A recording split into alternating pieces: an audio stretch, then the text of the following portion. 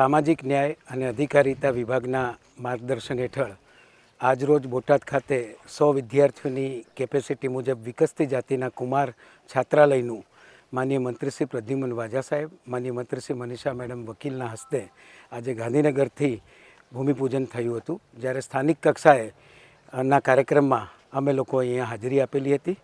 3.94 કરોડના ખર્ચે બનનાર આ છાત્રાલય તમામ સુવિધાઓથી યુક્ત છે.